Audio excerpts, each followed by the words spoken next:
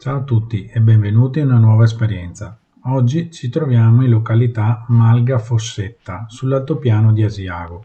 Da qui partiremo per seguire il sentiero 845 che ci porterà a visitare il labirinto dei Castelloni di San Marco. Il labirinto dei Castelloni di San Marco, posto nella parte alta del sentiero, è costituito da una serie di tratti incassati tra le rocce e alcuni anche all'interno delle stesse, intervalli da almeno un centinaio di incroci o bivi, resi percorribili nel 1915 dai soldati italiani. Seguendo il sentiero 845 si attraversa abbastanza rapidamente la zona, percorrendo i passaggi più ampi. Però da agosto 2000 è stato segnalato il percorso del labirinto con dei numeri progressivi dall'1 al 48.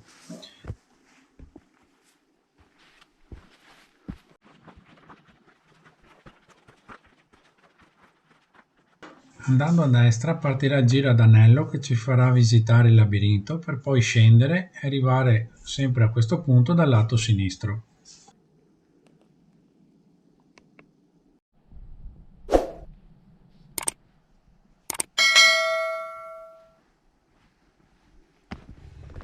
Vi ricordo che in ogni video sotto in descrizione trovate il link per tutte le info dei luoghi da visitare.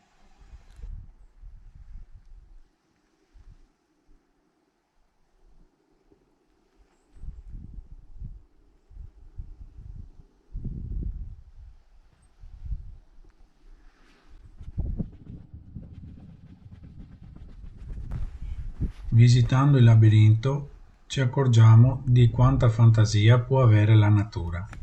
Beh,